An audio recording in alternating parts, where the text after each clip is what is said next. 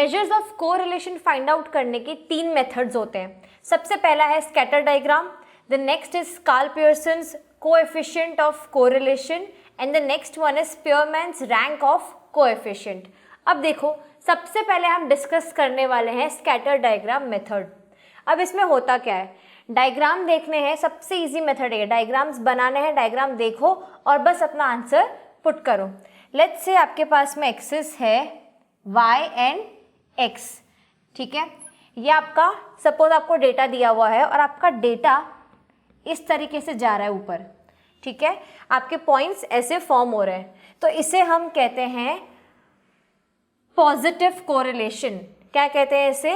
Positive correlation, that is +1। और let's say next data आपके पास है अपना वापस y और x, ठीक है। यहाँ पे जो आप जो डेटा मार्क करोगे वो इस तरीके से आ रहा है इस साइड, तो इसे हम क्या कहते हैं? Negative correlation, that is -1। अब लेट्स से एक और डेटा है, again y and x axis, और आपके जितने भी वेरिएबल्स हैं वो कुछ इस तरीके से मार्क हो रहे हैं आपके ग्राफ पे, ठीक है।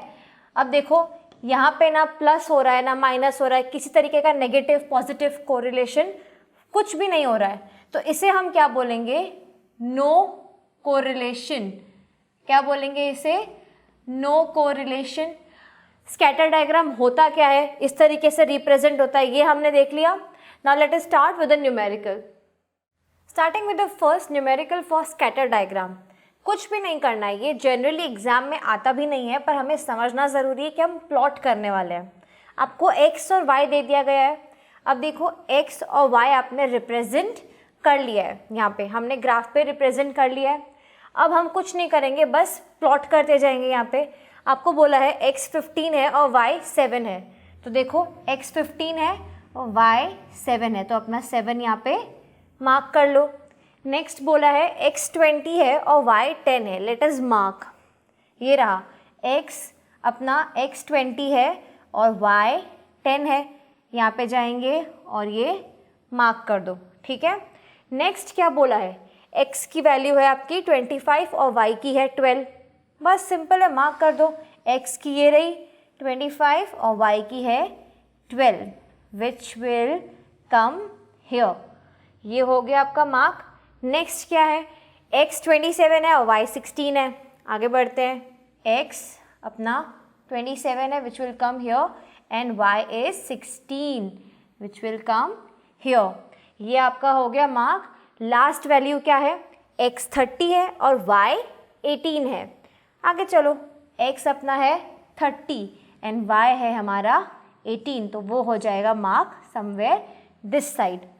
अब देखो यहाँ पे जितने भी वेरिएबल्स आपने मार्क किए हैं वो सारे ऊपर की साइड जा रहे हैं, तो हमने पहले ही देखा था जब सारे वेरिएबल्स इस तरीके से फॉर्म होते हैं तो हम क्या बोलते हैं?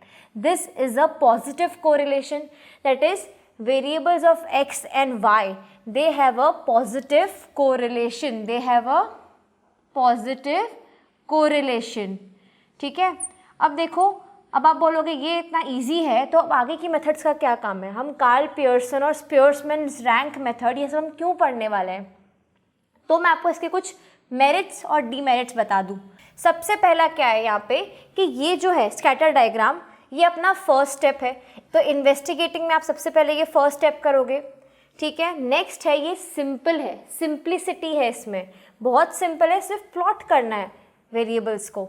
नेक्स्ट क्या है? अंडरस्टैंडेबल है, इसको समझने के लिए कुछ ज़्यादा करने की ज़रूरत नहीं है, अंडरस्टैंडेबल है। ये आपने ग्राफ तो प्लॉट किए हैं बचपन से, तो प्लॉट करना है, दैट्स इट। तो ये तो हुए इसके मेरिट्स, पर इसके बाद में भी इसके कुछ डीमेरिट्स है जिसकी वजह से हमें आगे के मेथड्स पढ़ने पड़ेंगे। सबसे पहला ये है नॉन मैथमेटिकल। अगर ये क्वांटिटेटिव टर्म्स में बात नहीं कर रहा है, यहाँ पे सिर्फ मैंने बोल दिया पॉजिटिव कोरिलेशन है क्योंकि मैंने देख लिया कि ये कैसे मार्क हुआ है, तो नहीं चलेगा। जो चीज़ क्वांटिटेटिव टर्म्स में डील नहीं कर रही है वो हमारे स्टैटिस्टिक्स में आगे काम की नहीं है, हमें तो चाहिए quantitative data.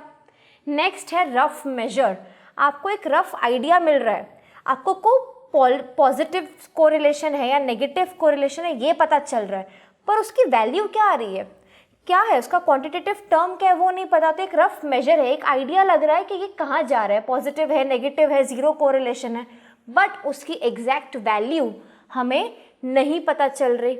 And the next is that is unsuitable for large data.